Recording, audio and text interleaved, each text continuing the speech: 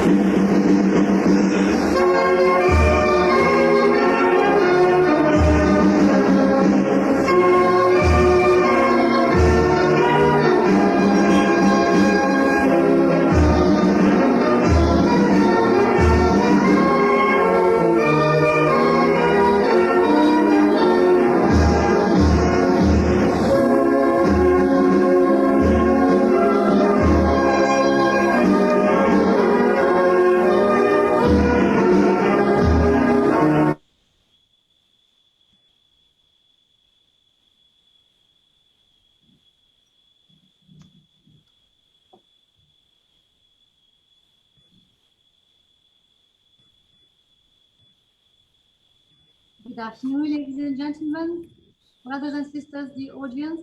Good afternoon, Mohy Omer. I would like to welcome you on behalf of the African Network for Sustainable Development to this new program, Africa Shining, where we will be inviting various distinguished guests from Africa, from different walks of life, either living in Africa or living in the diaspora, living abroad, to share with our audience their experiences in different sectors and their success stories. Sometimes we will be also inviting foreign national or representation of institutions, organizations that have close ties with Africa. Today, our special guest is Mr. Mohy Omer. Mohy is a Sudanese American with expertise. Mohy is a Sudanese American with expertise on US foreign policies towards Africa. He moved to the States after living in the world's largest refugee camp in Kenya. Currently, he works as a policy analyst for the US government.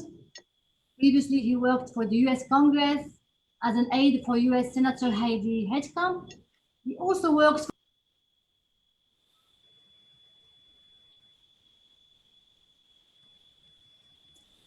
Hey, Khadija, you're muted. Can you unmute yourself? There you go. Shall we start again? I'm sorry about this. I didn't see that the sound is not there. So let's start again. Good afternoon, ladies and gentlemen, brothers and sisters, the audience. Good afternoon, dear Mohy Omer.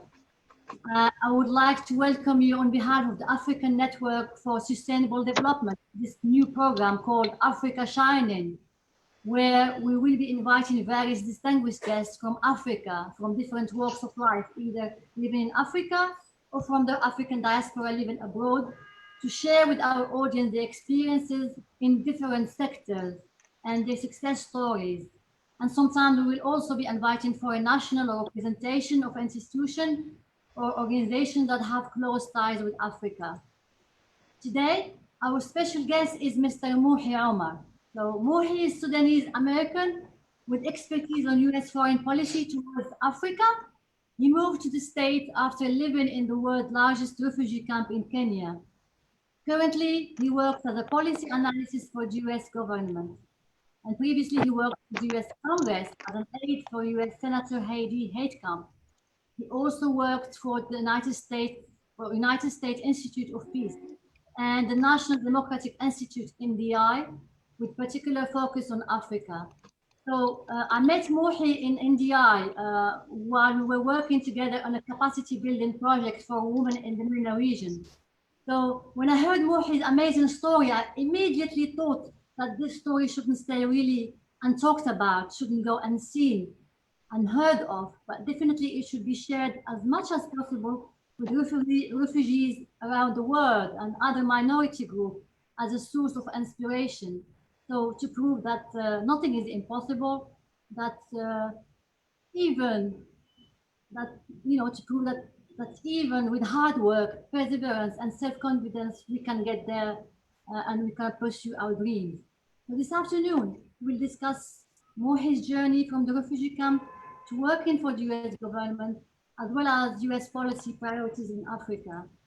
So just before we start, if any one of our viewers and audience would like to raise a question or comment, you can write them in the comment field and we will try to address them before the end of the talk. Okay, let's start. Mohy, thank you so much for accepting our invitation, and it's great having you with us today. Absolutely. Thanks for having me. I'm really glad to be with you today and very much looking forward to jumping into this discussion. Oh, great. So, Mohy, could you please introduce yourself to our audience? Yeah, well, my name is Mohy Omer, and as you mentioned, I am Sudanese American. I was born and grew up in Sudan, actually. I lived there until I finished first year of high school and then transitioned to living in Kenya as a refugee. And from Kenya, I came to the States. And since I arrived in the States a few years ago, well, a little over a decade ago, I went to Fargo, North Dakota, and that's my home state. That's where I finished the last year of high school and then went to college in North Dakota. And that's where I began working for US Senator Heidi Heitkamp. And I came to Washington, D.C. 5 years ago, and I've been living here since, working for different international organizations as well as the US government. So. Oh, it's great. And just to make you go back to your childhood. So what was like? What memories do you recall in Sudan? Sudan is a beautiful country, and Sudanese people are very social. So they love to do a lot of social activities. So growing up, I had siblings, and almost everyone in my neighborhood was basically a friend. We hung out together, went to school, and all of that. So I mean, I still have friends that I keep in contact here and there, growing up together with them from like a small town in Hillet al-Bir is what it's called in Sudan. So, I mean, it's a great memories, like kids basically running around with a bunch of friends and try to dream and go to school and compete and play soccer and all of that beautiful things. And also my dad has some animals growing up, so we had to take care of that as well. So it was a great memory, actually. It's one of my best memories ever, just growing up in that small town. And yeah, just feeling the sense of freedom and running around, which is not the case here in the US. At least where I am right now, it's very strict, and kids don't have the freedom that we had in Sudan, and still Sudanese people have. Yes, trusting every single person in your neighborhood and running with them and playing with them and, making mistakes and fighting with them and all of that. It's just not here. It's a little bit different. So I would say it's very positive memory. That's the beauty about childhood, to remember all these nice, lovely things. So, Mohy, how did you become a refugee? Well, as you know, Sudan experienced one of the longest civil wars of the last century. And when the genocide actually began in Darfur, we started protesting the Sudanese government to apply pressure to the government to stop what was happening in Darfur, but the government was brutal enough to target a lot of people, and we had to flee the country just to save ourselves and to save our lives. So I ended up going to Kenya with a few friends and living in a refugee camp. And then from there, as I mentioned, I was resettled to Fargo, North Dakota. Oh, that's good. So you were on your own with your friends. So you weren't with your family. No, I was just with a few friends, and I came to the States by myself, no family members. All right. Okay. So you were at young age. What age were you exactly when you arrived to the state? I would say like 19, turning Okay. Yeah. 20. All right. So how was the integration process in US? Was it hard? Was it simple? Well, What? it was, I could, well, let me put it this way. At the beginning, obviously, it was really difficult because Fargo, North Dakota is the coldest place in America. It's colder than Alaska because the eastern part of the state is flood, and when the snow falls and the wind it starts to blow, oh my God, it's crazy. It's extremely cold. It gets to 50 below zero, so it's really cold there. In terms of what weather in Sudan, it's the opposite, right? You have very hot weather in Sudan. Someone coming from Sudan to Fargo, North Dakota, two different places, was just a huge kind of change. But in terms of the community, I thought Fargo, the community is just loving and social and just embracing newcomers to a large degree. I mean, I lived with a family in North Dakota when I arrived, and they're just wonderful people. And I obviously learned a lot, and I was able to go to college there. So I think it's really good. It's good. At the beginning, you struggle a little bit with the language. You don't know people, no friends. You have to kind of create your own base and your own foundation. But as time, passed by, I felt really quickly integrated into the community, and now it's home. Oh, that's good. So congratulations for that because some people really don't integrate, easily. They have a lot of problems and challenges. But can you tell me what made you choose to study political science as a bachelor and international affairs as a master? Yeah, so Why? I actually started college in Sudan, and that's what I wanted to do always, and that's what I wanted to basically study. And I did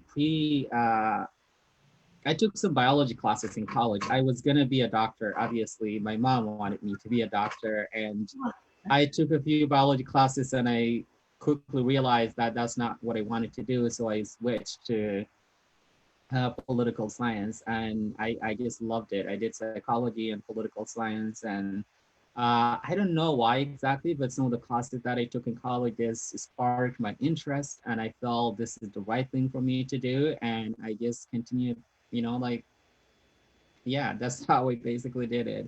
So I think it's working well now for me, but yeah. Yeah, it's basically, yeah, it is working well. So, because I noticed from your bio that your professional experiences are all related in some shape or form to Africa. Is it due to the nostalgia for Africa as you belong to the African diaspora living abroad in the US? Or because you are wanting to participate in pushing forward towards prosperous Africa? Could you tell us why is that the case? Definitely. I mean, I'm Sudanese American, so my individual experience is based on Africa. And in addition to that, I always wanted to do something that has direct actually connection to the African continent as an African. So I think my work is I intentionally chose to get engaged on African issues. And and there are a few reasons. One, I think the future of the global economy is going to be dependent on Africa in the near future. And second, the natural resources that you see in Africa, it's actually more than the whole world combined. Some studies suggest that, not all of the specific resources. So, and in addition to that, Africa has the fastest growing population in the world today. I think there is this study suggesting that by 2050, I think what is it? I think it's like 2 in 6 workers around the world will be Africans, right? That's a huge jump. And I see there is a potential in Africa, and anything I could do to play a part in kind of shaping that future would be great. And I'm just motivated by that. And that's how I decided that I wanted to be part of this process. And finally, also from the US side of things, Africa is really an important continent for the US foreign policy community here. But it's not a top priority. And I thought maybe working from this end, we could try to elevate that, because ultimately I think the US and Africa could work together to achieve fundamental outcomes for both parties. So. Why do you think it's not a priority? I mean, I think the US are, like more into Europe and other countries. Why do you think that? I will ask you, reframe the question again. Like you are working with the federal governments as Africa foreign policy analyst, of course, focusing in East and Southern Africa and for North Africa. I want you please to shed some light on what is the American policy in the continent. Why is not a priority? And what could you do to improve the relation and whatever they will do for like the policy towards Africa? So, I mean, historically, the US government had a particular policy towards Africa. It's both parties, the Republicans and Democrats, but under the current administration, it's a little bit different. But historically, the two parties had a clear understanding on how to engage Africa. And this historical engagement, unfortunately, it's focused on specific aspects of development from this specific perspective, which is not productive, I think, for the US, and it's not productive for the African continent either. The approach that was basically based on foreign aid, right? And diplomatic engagement to a degree that it's not based on economic development that we see China is engaged on.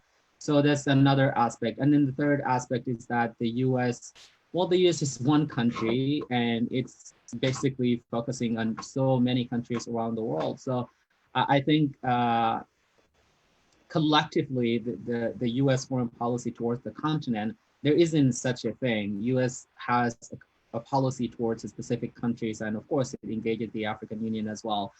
But I think if you're asking why Africa is not a top priority for the US government, the answer is simple.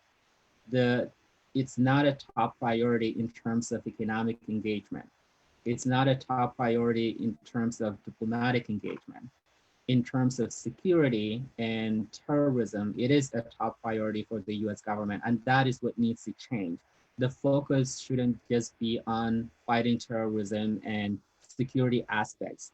The focus of US foreign policy towards Africa needs to dramatically increase on economic engagement and also democratization and supporting the efforts of the countries in the region to develop their economies as well as democratize. That's what I would say on that. Okay, so what could they do to help Africa to democratize?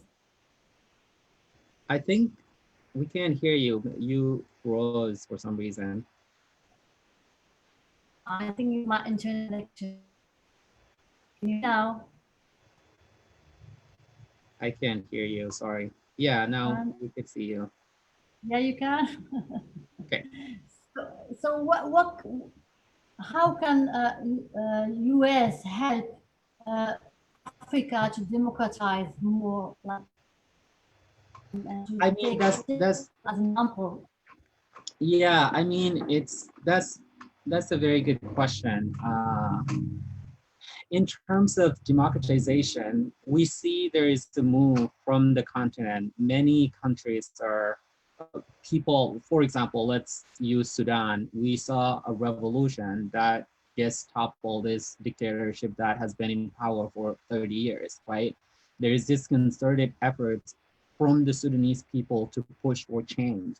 And in that case, a country like the US has a history of supporting countries to transition to democracy, could engage in a very meaningful and positive way to support the process itself. I'm not, I don't support the fact that the US should intervene and should lead the process, but I do believe that the US is well positioned to support efforts that are designed by the African people and by the African countries. Yeah, so in the case of Sudan, for example, there are concrete things that the US government could do to support democratization in Sudan. For example, the donor conference that the Sudanese government had with donors not long ago in Germany. I think it was about 3 weeks ago. In things like that, the US could really play a role to support, to mobilize international support to provide economic and technical assistance to the Sudanese government.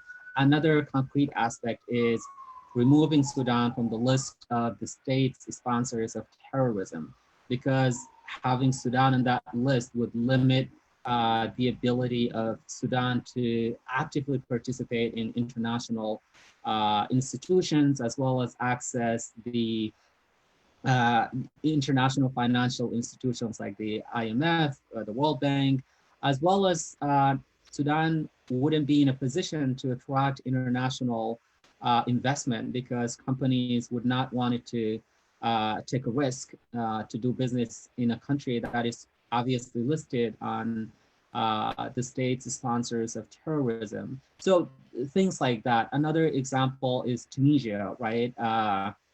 It's a very nascent democracy. The US could play a huge role in supporting to build institutions in Tunisia to make sure that this process of democratization plays in a way that is in the interest of the people ultimately, and it doesn't result in reproducing the same dictators. So I think the US is well positioned in terms of not just financial support, but also technical support to assist in democratization in these countries. At the end of the day, it's a win-win situation for both partners. Yeah, I understand that, but don't you think that Africa has enough of Western needs to build its people, the human resources? They have all the means, all natural resources and wealth to invest in it in their people. But we see that Western governments are linking democratization with the foreign aid, financial aid. What is your view on this? Well, two things I would say about this. One is that the world is the world is connected more than ever before, and that connectivity allows for greater collaboration and coordination between nations. So from that perspective, I think Africa doesn't need to start from zero. They can learn from other experiences, right? And they can, it's not this idea of we don't want it support from X and Z. Ultimately, I don't think this, and I'm a big critic of US foreign policy towards Africa, the policy that is only based on aid. I don't think that's a good approach. So to answer your question, I think again, is that it's not that everything comes from the West is bad or everything that comes from within is good. I think it's, you could position yourself, it depends on individual countries, but a country could develop a policy that is based on mutual interest, right? What I can get from the West and what I can offer the West, right? And what my country could benefit from the West, and how we could play a positive role and build this mutual kind of relationship. It's positive. So in terms of, does Africa has the ability and capacity to develop its economies? Absolutely. The answer is yes. Today, just the example that I offered, look at a lot of countries, look at Algeria, look at Tunisia, look at Sudan, look at Ethiopia. Young people leading the way. Young people are fed up and tired of the status quo and they needed change and they are leading change. And these young people are also, they are part, they're not just out there protesting and calling for change, but also they're well qualified to lead change. So I think absolutely. I could see a new leadership that is emerging in Africa, a leadership that is capable of leading these countries to a better future. So I think it depends on building the connection, the type of relationship with any country, not just the US or Canada or Germany or any country in the West. It depends on the type of relationship you build. Yeah, it's good. I just want to put here a quote that I was listening to an interview of the Director of Policy Commission, Mr. Khabila Matloda, and he was talking about democratization and linked to foreign aid. So he was saying that most African countries depend on foreign aid, which comes with the conditionalities as promoting its type of democracy as a image of the West, which is a liberal democracy. So therefore, Africa embraces the democracy, not its own, not a democracy. So it's not a product you are importing from the West like bananas or apples. That's what he said. It's a quote. And can be a copy and paste mode. Can't have a global type. American type democracy is different than the German, than the Japanese. So each model is different. You cannot copy and paste. Each country has got its own model. So democracy has to be democracy has to be created, has to have social context to make it sustainable. Otherwise, it's not sustainable. You cannot impose. It might destabilize the social economic environment where you are trying to build it. So what is needed really in Africa is a democracy which is context specific, of course, with the global broad principles.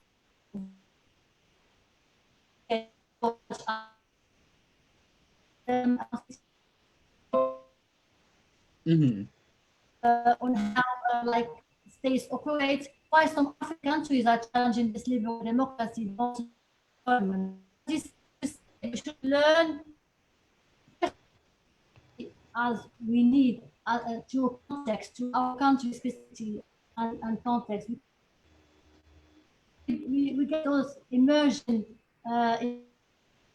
They get these companies, whatever, from outside, the foreign companies or foreign consulting companies to get them something already made, like the French way, the American way, and they think it's going to work in the country, and it will never work because the mindset is different, the culture is different, everything is different. So things has to be context specific. Do you agree with this statement? Oh, definitely. I totally agree with that. When I say we can learn from other people's experiences, right? That doesn't mean we are going to copy their experiences because it won't work, right? But for example, even the American democratic system is different than the British democratic system. It's just different, and it's different than the French, right, system, because uh, each country has a different model. The US has this presidential model that is completely different, and the Brits have the parliamentarian system, right? And then in French, they have this mixture of both systems. They have president and prime minister, right? So, I mean, I totally agree with that premise that each country could adapt their political system based on their cultural and societal context. I totally agree with that assumption. And whenever, I think one of the reasons why you see a lot of movements failed in Africa is because of this copy and paste process, right? In many countries, when political parties were developed, many of them just copied and pasted models that came from the Soviet Union or the socialist or the capitalist, however you want to kind of characterize that, it wouldn't work. Look at NCP, for example, in South Africa. This is the oldest party in Africa. It's based on the African social fabric, right? And it's not imported yet. The process itself, you could learn from other established processes on how to develop a political party, right? And I personally worked on programs like that. So you could definitely, you could learn from other people's experiences, at the same time tailor it to your own condition and your own situation to make it work for you. So the bottom line is that I totally agree actually with this premise, and I think that would be the best way to approach development. Don't you think we should have Khadija, you're cutting off for some African reason. model? The Don't you internet, think we yeah. internet? Don't you think the time is here now when we can have an African model? It's like a Rwanda, it's like Ethiopia. It's like, don't you think that we could follow models like that in Africa? We have access. We don't get Yeah, definitely. I'm not an models. expert. Yeah, I'm not an expert on basically on that, but what I would say is I hear what you're saying. However, we don't have to start from zero, right? We can learn again from other people's experiences and tailor that to our own conditions and our own specific needs. So I think you could definitely do that. When we talk about models, what is the South American model? I don't know if there is one. What is the Asian model, right? I don't know if there is one, if there is such a thing, but in terms of building institutions that kind of reflect the African social, political, and economic fabric is definitely possible. And that is what the African countries should aspire to.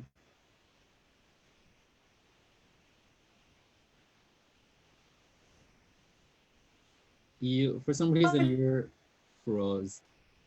You're frozen. Can you hear me? Yeah, there you go. Now it's better. Yeah, it's the internet really is terrible here. So I will go on with you to talk about politics. So I know very young and very active in politics from an early age. And you are only 30 years old, and you previously worked for the US Congress as the aide for the US Senate Camp. You do campaign as well in like political campaigns. In your opinion, youth in part of shaping democracies. Like, in other words, how can you integrate political parties? What's the catch? You know, can you tell us what's the catch here? What's the secret? How could they win the trust of the political parties leaders for youth representation in decision-making position within their party bodies or in parliament, etc.? Because the main question here is how the political party as well should invest in youth in order to pass them the torch or to create future young leaders of Africa. So could you share some experience? What advice could you give African youth in Africa? Definitely. Before we transition to this point, let me just mention this example about economic development. When China opened in 1975 or so, when the president at the time, the Chinese president, when he decided that he wanted to open up his country, he actually came to the US and met with the US president, and he visited different parts of the states. And he had a plan. His plan was to recruit American businesses to begin kind of engaging on the Chinese market. To do that, they had a particular vision. Their vision was very simple. They needed three things from America. One, they needed capital, basically, to invest in their economy. And two, they needed the American experience, right? And third, they needed the American technology. So within relatively a short period of time, China was able to completely transform its economy, right? And yet they were able to maintain their political system. They were able to maintain their basically not only political system, but they created a system in which they economically engage the US, and they continue to engage the US and other Western nations. yeah, they kept their system, right?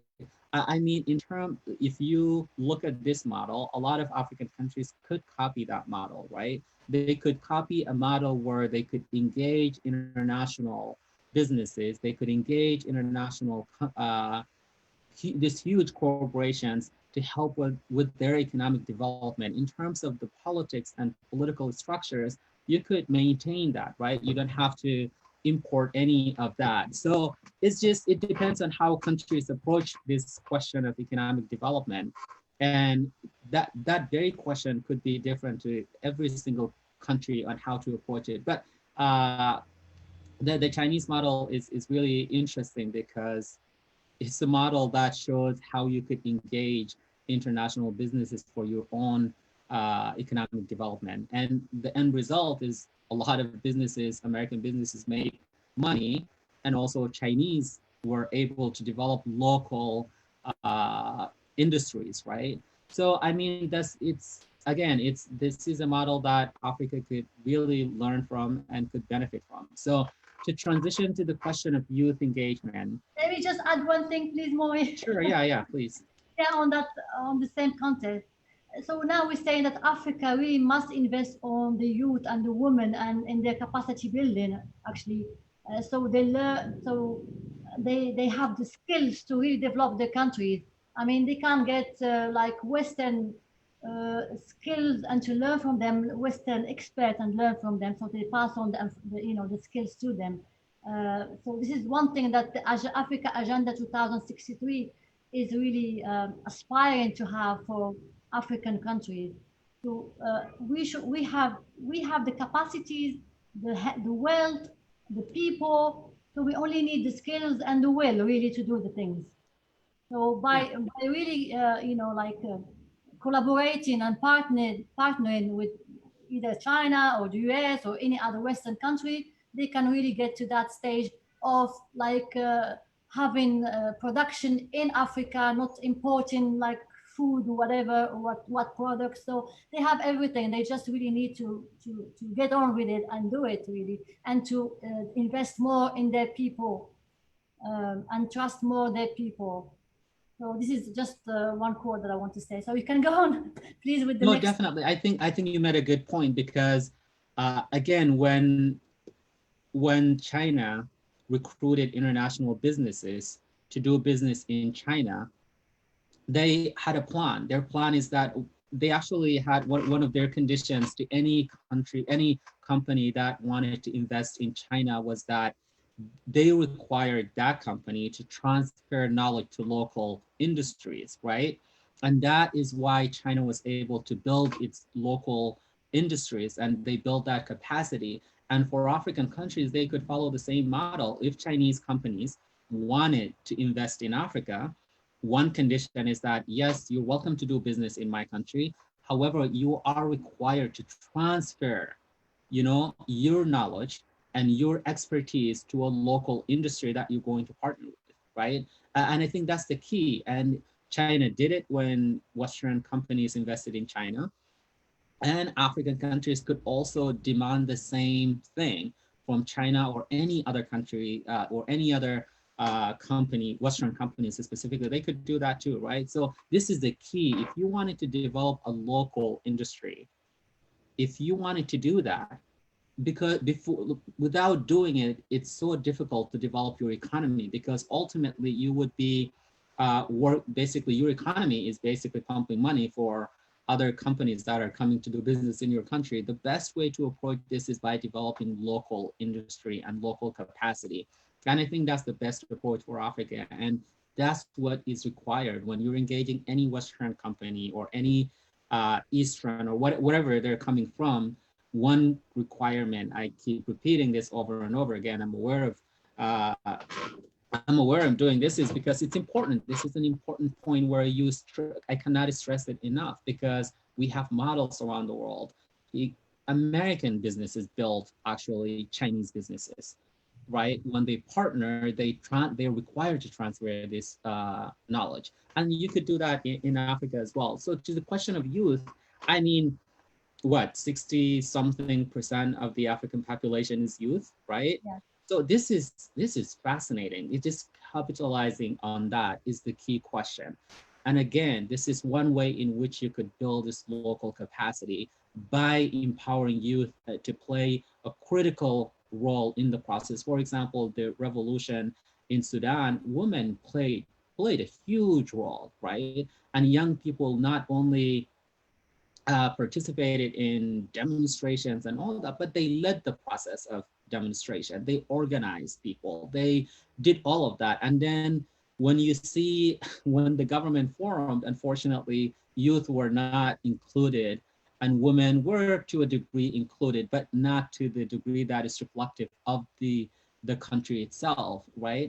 So I think that is one area you could address that challenge. And we need to change this mentality of political part, all the institutions, whether they're political parties or I don't know, NGOs, organizations, or government institutions, this idea that men, men, and not only men, older men are in charge.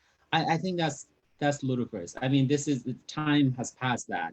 Young people, energetic, educated, eager to engage should always be in the forefront of these movements. Yeah, but we notice in Africa, like all the leaders, they don't step down until they are 80 years old. So we don't see this youth. I mean, we don't see them really passing the torch to somebody else or creating young leaders. So that's why we find a lot of problems, a lot of struggles, a lot of challenges. And at the end, you find the coup d'etat and all that system like of one wanting to take over the power. So that's why really we should encourage youth to really integrate politics, so to create young leaders, young politicians to take the lead really. And unfortunately, in Africa and even in emerging countries, we don't find that. So it's again, is a mindset, is the problem of democracy and the problem of freedom and the problem of equality of opportunities or even gender equality. So we don't give the right to people to to express themselves and to express their fundamental rights. You see, Mm-hmm. so it's time is a time now is the 21st century. We need to see more youth taking the lead, more youth in decision making position and at high level. So something to think about. Absolutely. I totally agree with you. It's again, youth should not wait for people in charge to basically give them the opportunities. They could create these opportunities. They could literally uh, force change. You have to be part of the process. You have to find a way to engage. You have to push for change. You have to partake in the process itself, right?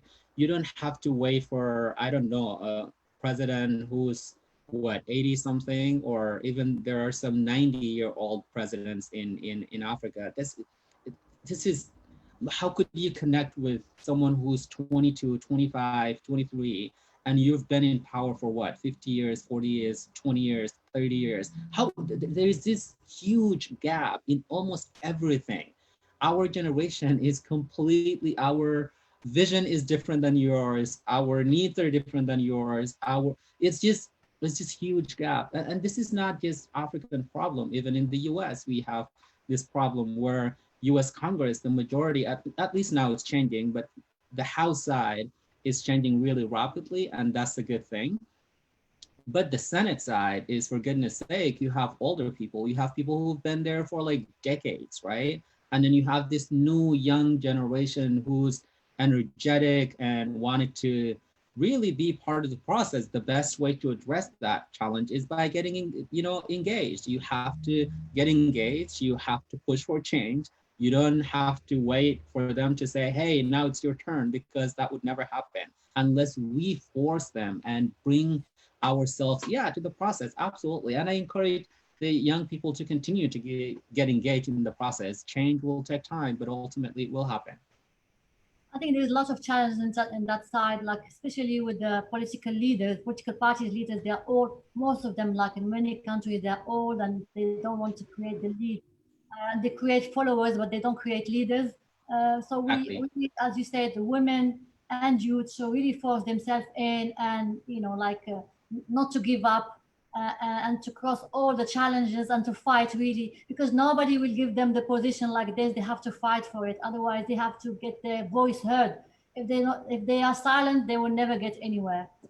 So Yeah, okay, so absolutely. You have actually have a very good experience. Why don't you share that? Because you were part of a political party in Morocco, and you have gone through the process of forcing change, right?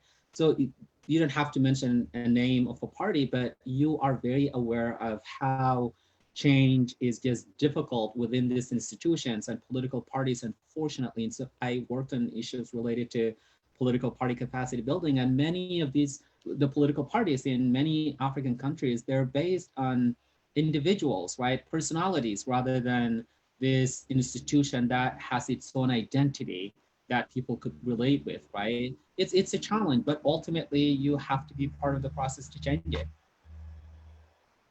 because like some countries, like developed countries or African countries or even Arab countries, you have to be loyal to the leader, not to the institution.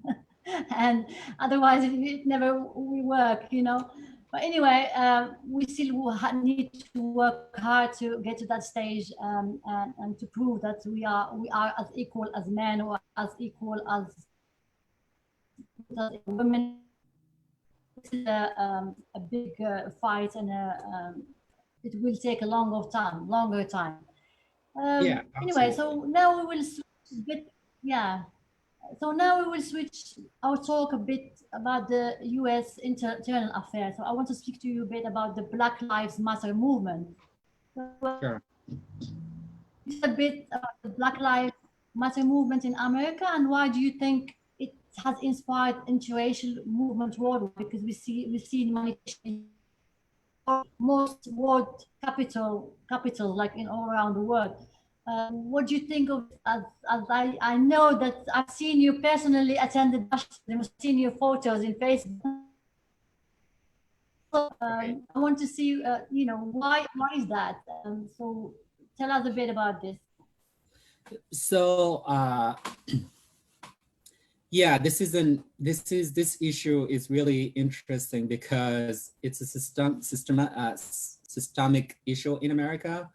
As all of us know and aware that America is still work in progress, and President Barack Obama would always say that the beauty about this country is that we're not afraid to face our challenges, right? And I found that to be a fascinating thing.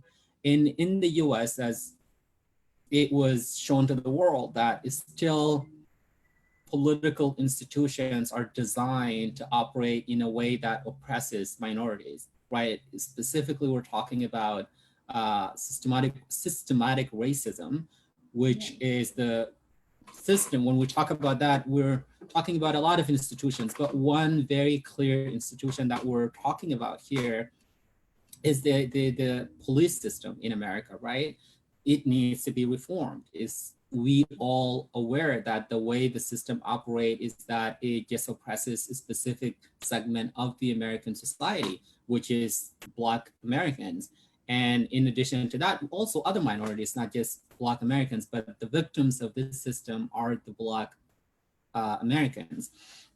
So I think the Black movement, the Black Lives Matter movement, it's a continuation of the struggle for equality. It's a continuation of the struggle for change in America. And it's it's sad that in 2002 we're talking about this issue, who like Martin Luther King and Malcolm X and all those fought for and lost their lives, in the 60s and 50s and even earlier than that. So I think why this is different today and why it is spread around the world is that today we have the ability to document every abuse that is happening while it happened, right? We can document that and share it with the world. And you, with the, like a fingertip, as they say, you could share it with the world. Today, the world is connected more than ever before, and people have the ability and the tools to kind of document these activities and abuses and share it with the world. And that one thing. The second thing is that, again, it goes back to the idea of young people are getting engaged. In America today, a lot of people who just didn't know that this abuse is happening in America, even it came as a shock to a lot of Americans. And once they realized that's the case, they were like, I have to do something about it. And that sparked the protests, right? And quickly it spread around the world. And as a result, I could see that some states, for example, Minnesota is already taking steps to reform their policing system. And other cities, even New York actually just passed reform this last week, reforming their policing system. So it's working, and a lot of states are looking into how they could improve their systems. And I think that's the beauty of America, is that people here are not afraid to face the truth, and they're not afraid to say, this was wrong. I discovered that this is wrong, and I'm going to change it, and I'm going to address it rather than just, pass by it or ignore it. And I think that's something that is very admirable about this beautiful country. I'm not saying it's perfect. I'm not saying it's like the best, but the fact that a lot of states are taking efforts to address this issue is something that is great, and it should continue. I've noticed that the demonstrators were like demolishing all the state statues or the statue of like sign that have sign of colonization of slavery. So that was really very good of them. So and I can see that the governors and stuff in the US didn't really, that didn't mind really. They were happy that this thing happened. So I know that US citizens are really they had enough, and especially the African Americans, they had enough of all this injustice and discrimination and racism, and they thought that it's time for a change. But I really want to know what the Democrats and the Republicans think of this, uh, of this, of this movement, and of this, and and will they really push for all the 52 states or 53 states to go on a reform, police reform, or just is going to be each senator or each governor choice?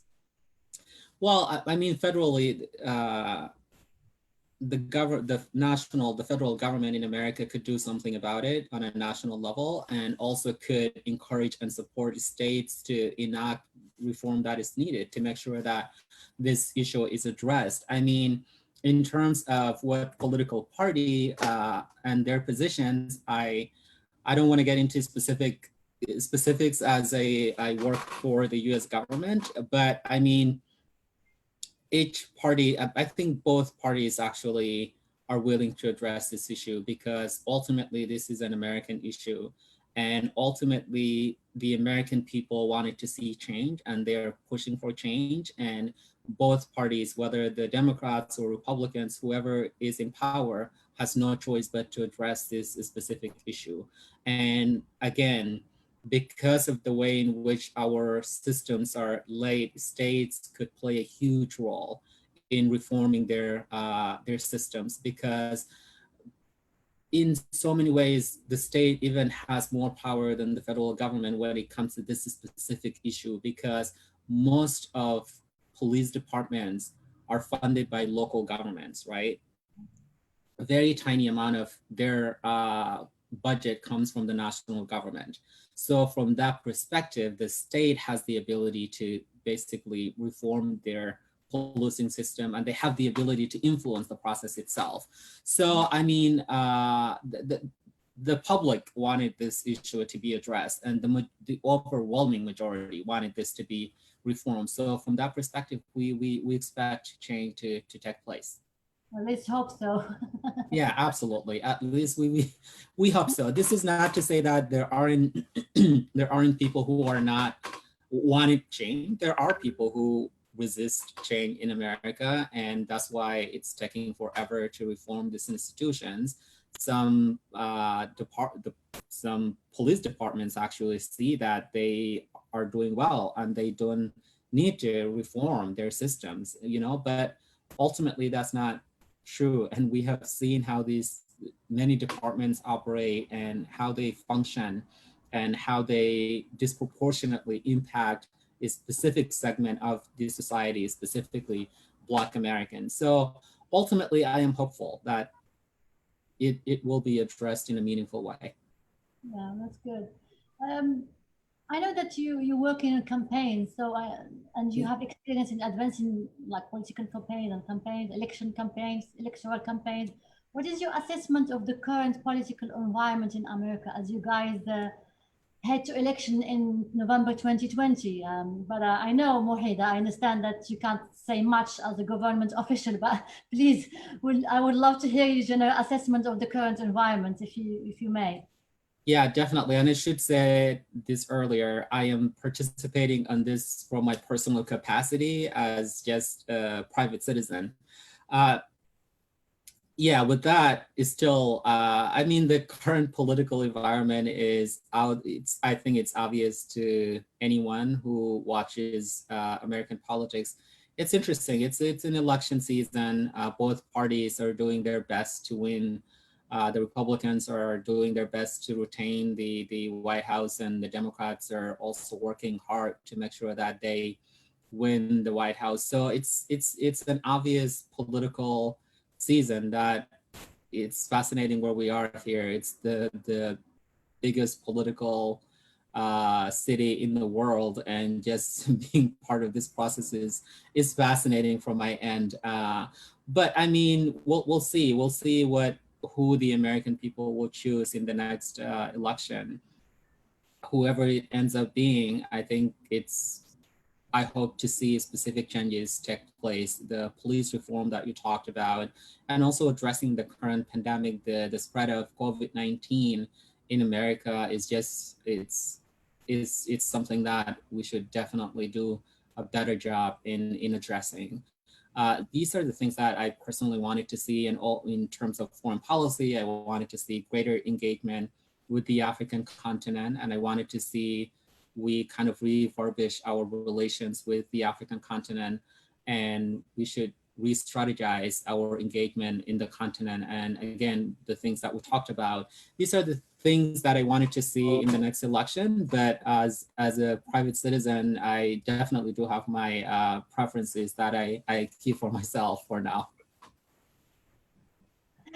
We would love to have like a good foreign, just foreign for Africa, not just for Africa, for all around the world, because for the past, for the mandate of this government, American government, you see in how many, I will not say the countries, but it was a problem really. So we'll hope for November 2020 we'll get a president with foreign policy, not somebody who's not really, following the globalization and all of it. So now, well, I will return a bit to the African peace and security issues. So especially Sudan, new country, to end the ruinous civil war and the country brutal conflict. South Sudan has formed a revitalized transitional government of national unity, which is a very complicated name, and the term of a peace agreement that came into effect on the 22nd of February 2020. I just want to ask, has US foreign policy towards South Sudan changed since this date? If so, what are the new decisions taken in favor of the people of South Sudan? Although I've noticed last week there was a government reshuffle. Some ministers in the Sudanese government has resigned, and there was a new reshuffle. So I don't know if this will be taken into consideration or not. So what the US foreign policy towards South Sudan, if you can shed some light on that. Yeah, definitely. I mean, I follow closely Sudan and South Sudan as well. In terms of US foreign policy towards South Sudan, I think it remained not a great change since during Obama and during Donald Trump. Both presidents actually, to a degree, maintained the same policy, and the same level of engagement from both administrations. And to help address, obviously, the civil war in South Sudan, as well as relations between Sudan and South Sudan and that region in general. In terms of Sudan, I think US has drastically changed its engagement policy with Sudan since the revolution. As you know, the US government appointed a special envoy to Sudan in June of last year. And then after that, again, the US allocated hundreds of millions of dollars to help stabilize Sudan's economy at the Berlin donor conference that took place last month. As well as the US has decided that after 20 some years, they would have they would have an ambassador, the US ambassador to Sudan. This is a huge development, and Sudan also has nominated someone to be their ambassador here in Washington, D.C. We see the US foreign policy towards Sudan changing as a result of the revolution. But as to South Sudan, I don't think there is much change. The status quo remain, unfortunately. And you said earlier on, you mentioned that Sudan has been taken out of the terrorist blacklist or something. They haven't been taken out of the list yet, but the Sudanese government and the US government both working together to make sure that that happens as soon as possible. About a month ago, I had a public event on Facebook with the US special envoy to Sudan, Ambassador Donald Booth, and he specifically talked about this. Also, the Sudanese ambassador here, or Sharjah in Washington, D.C., they both talked about this specific file, and they said that they have made progress, and probably it will happen very soon. So I think the US government is working on that. We'll keep our fingers crossed for them. So I will, if you want, I will ask you the same question, like if you want to in Arabic, so you can tell the Sudanese people about it. Like I will ask you in Arabic. من هذا المنبر منبر الشبكة الإفريقية للتنمية المستدامة يمكن لكم أن توجهوا رسالة إلى الشعب السوداني باللغة العربية حول جديد العلاقات الأمريكية السودانية. If you like. تفضل سيد عمر. Yeah, no, definitely.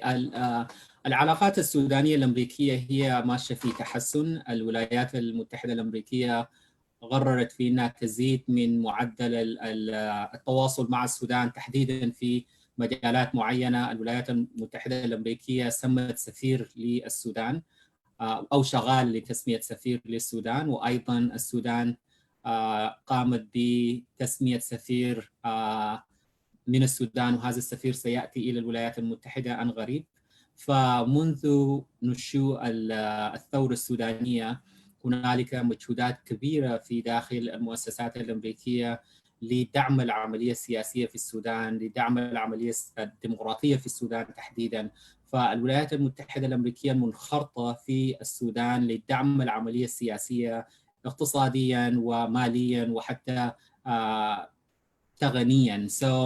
الأمور ماشية بصورة جيدة جداً جداً، وأنا أعتقد في المستقبل القريب سيتم إزالة اسم السودان من قائمة الدول الراعية للإرهاب، وهذه خطوة كبيرة جدا جدا ومهمة لتحسين العلاقات بين الولايات المتحدة الأمريكية والسودان. فأتمنى العلاقات تستمر في هذا الاتجاه، وحتى يتم إزالة اسم السودان من هذه القائمة، ويتم دعم السودان بصورة كبيرة لتنمية اقتصاده وللاستمرار في المشوار الديمقراطي لبناء مؤسسات تستطيع أن تعالج الإشكاليات العميقة التي تمر بالسودان الآن.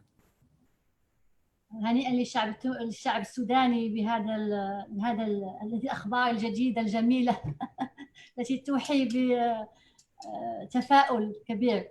Absolutely. Absolutely. So before we conclude, Mohy, we will try to answer some of our audience question, if you may. Yeah, sure. I have one question for Ms. Najat Zawi, which is a part of ANSD. She said, what effort diaspora deploy in silencing the guns in Sudan? Yeah, that's a very good question.